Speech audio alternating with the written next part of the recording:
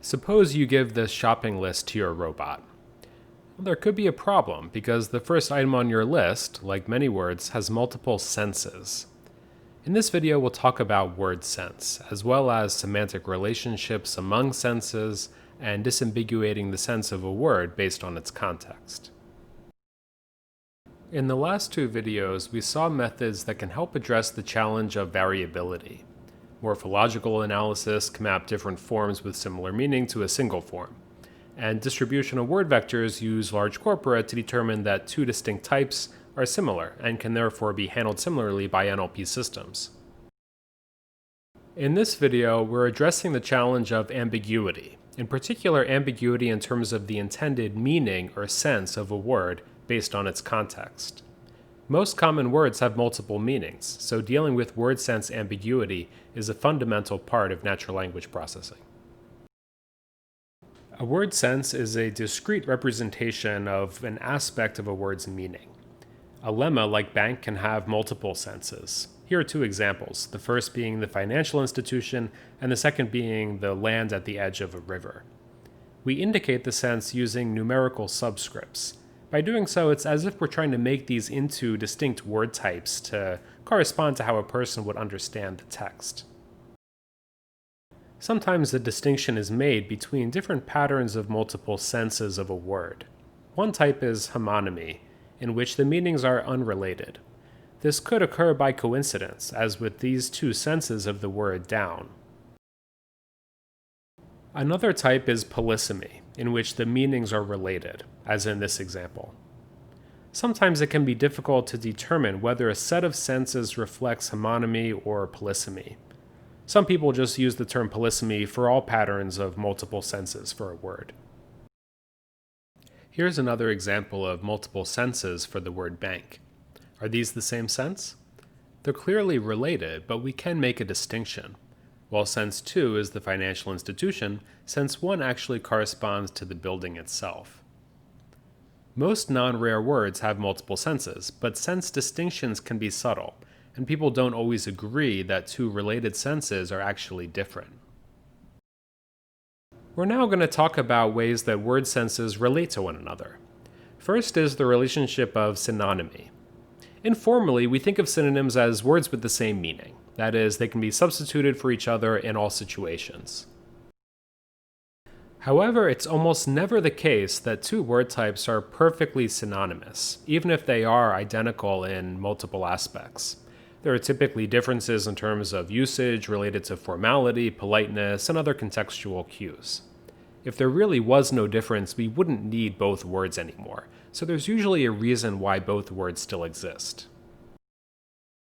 We're going to think of synonymy as a relationship between word senses rather than between words. For example, most people would think of big and large as synonyms, thinking of sentences like these. But let's look at some other examples.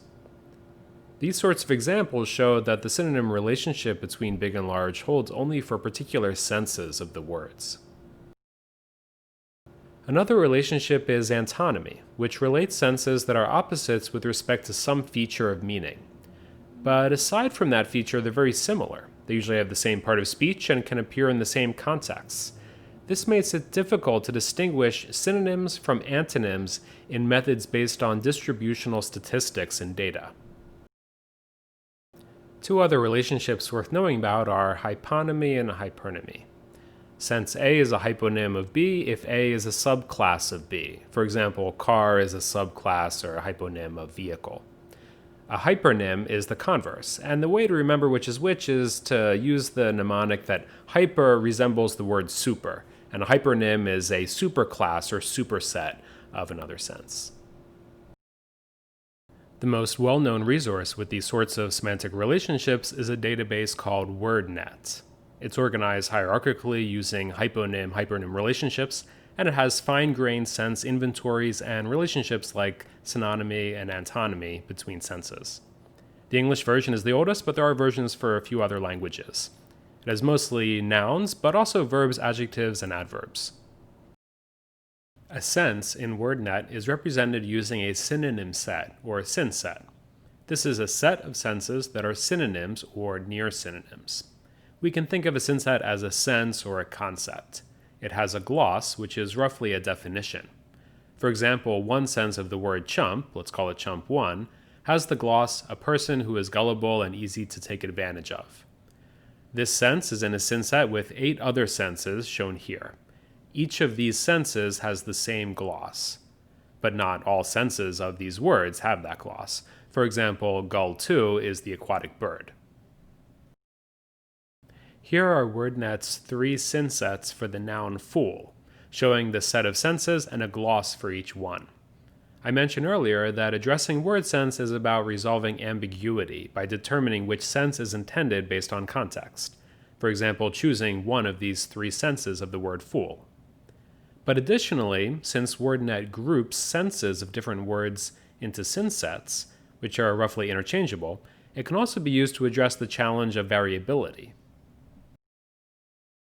Synsets can have hyponyms and hypernyms. Here is the path of hypernyms from the chump synset all the way to a root, that is, a synset without any hypernyms. Here I'm showing a synset as a set of words in red along with a gloss. Each hypernym is a superclass of the preceding synset, with the later ones becoming increasingly abstract.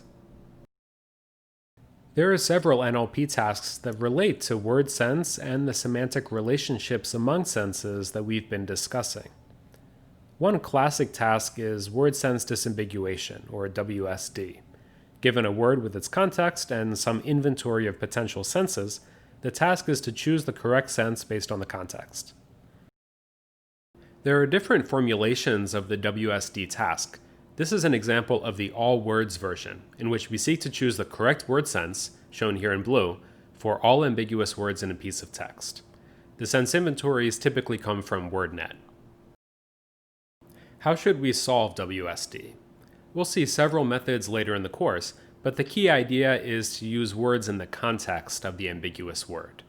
This idea was mentioned by Warren Weaver as far back as the 1950s, who noted that while it's impossible to disambiguate a word's sense if seeing the word by itself without context, if we see not only the central word in question, but also n words on either side, then if n is large enough, we can disambiguate the meaning of the central word. For example, to disambiguate the word bass in the sentence we saw earlier, it seems sufficient to use about 3 words on either side, as that includes words like electric, guitar, and player, which are strong cues to the intended sense. For many years, WSD was tackled as an end in itself, with the hope that a system would be helpful for user-facing NLP applications like machine translation. But today it's unclear whether a separate WSD module has much of a role to play, because the community is moving toward holistic end-to-end modeling, as we'll see later in the course.